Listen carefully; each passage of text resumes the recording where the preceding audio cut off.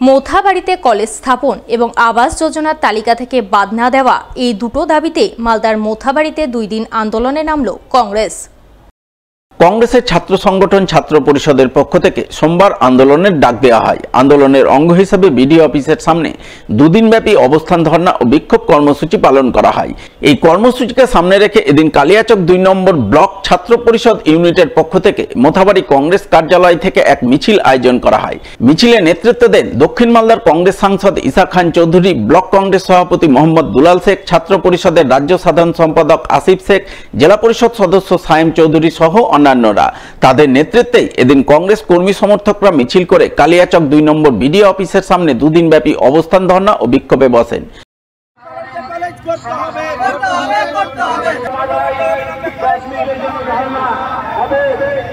মানুষ কেন বঞ্চিত থাকবে? এমএলএ সাবিনা ইয়াসমিন জবাব দাও, মুখ্যমন্ত্রী জবাব দাও। মোথাবাড়িতে অবিলম্বে কলেজ করতে হবে।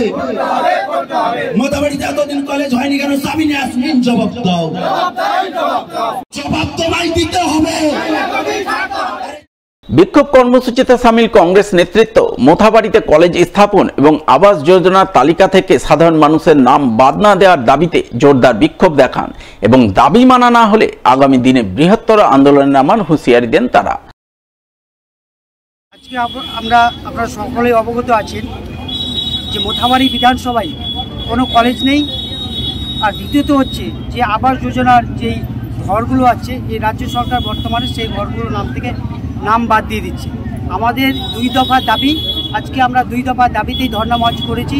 মোথাবাড়ি পার্টি অফিসের সামনে থেকে আমরা এই থানা পর্যন্ত মিছিল করে এসে আমরা আবার বিডিও অফিসের সামনে আমরা ধর্ণা মঞ্চে এসেছি। আমাদের মূলত 2 দফা দাবি। আমাদের দীর্ঘদিন থেকে আমরা আন্দোলন চালিয়ে যাচ্ছি। মোথাবাড়িতে কলেজ হচ্ছে না। আপনারা সকলেই জানেন এখানকার বর্তমান বিধায়িকা তিনি বলেছিলেন, তিনি দলত্যাগ করেছিলেন এই প্রতিক্রিয়া দিয়ে যে আমি কংগ্রেসে থেকে কলেজ করতে পারছি না, তার জন্য আমি তৃণমূলে গেছি। কিন্তু আপনি জানেন দীর্ঘদিন হয়ে গেল তৃণমূলে যাওয়া, তারপরেও কিন্তু মোথাবাড়ি মানুষ কলেজ পাচ্ছে না। আমরা আজকে ধর্ণা মঞ্চে বসেছি, কাল পর্যন্ত ধর্ণা চলবে। যদি এই ধর্ণা মঞ্চে পরেও যদি সরকারের টনক না নড়ে, তবে আমরা আগামী দিনে বৃহত্তর আন্দোলন এমনকি অনশনও বসতে পারি। শিক্ষা দপ্তর কীরকম অবস্থায় আছে? মন্ত্রী জেলে আছে, ওই প্রাইমারি স্কুল টাকা কোটি কোটি 100 কোটি 200 কোটি ঘুষ খেয়েছেন। অবস্থা সবচেয়ে খারাপ এই দপ্তরের।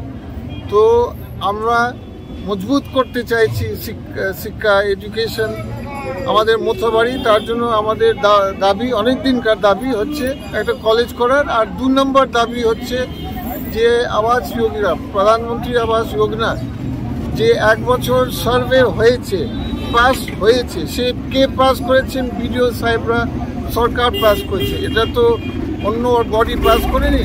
তো এটা যদি আইন হয় 1 বছর, পরের বছর কিভাবে বেআইনি হয়? ওই সেম সরকার, ওই সেম বিডিও বলছে এবার আমরা নাম কাটবো।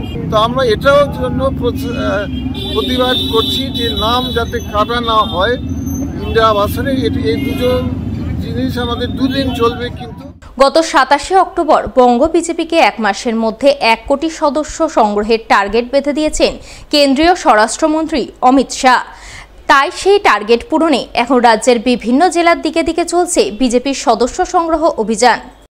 সোমবার এই অভিযানের ছবি নজরে এলো মালদার ইংরেজবাজার ব্লকের কোতোয়ালি অঞ্চলের টিপাজানি এলাকায়। এদিনের এই সদস্য সংগ্রহ অভিযান কর্মসূচি রূপায়ণে হাজির ছিলেন বিজেপির রাজ্য সাধারণ সম্পাদক অমিতাভ চক্রবর্তী, বিজেপির দক্ষিণ মালদার সভাপতি পার্থ সারথী ঘোষ, বিজেপি মহিলা মোর্চার জেলা সভানেত্রী সুতপা মুখার্জি, সহ সভানেত্রী মৌসুমী মিত্র সহ অন্যান্যরা।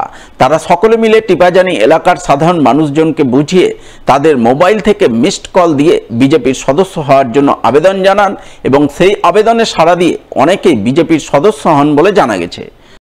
ভারতীয় জনতা পার্টির সবচ্ছর অন্তর যে সংগঠন রচনার যে কাজ, সেই কাজ শুরু হয়েছে। পশ্চিমবঙ্গে আমাদের মাননীয় গৃহমন্ত্রী গত 27শে অক্টোবর আনুষ্ঠানিকভাবে প্রাথমিক সদস্য সংগ্রহের কাজ তিনি শুরু করেছেন। সেই হিসেবে গোটা পশ্চিমবঙ্গে 1 কোটি সদস্য সংগ্রহের লক্ষ্যে ভারতীয় জনতা পার্টির যে অভিযান চলছে, আজকে আমরা টিপাজানিতে সেই অভিযানে সামিল হয়েছি।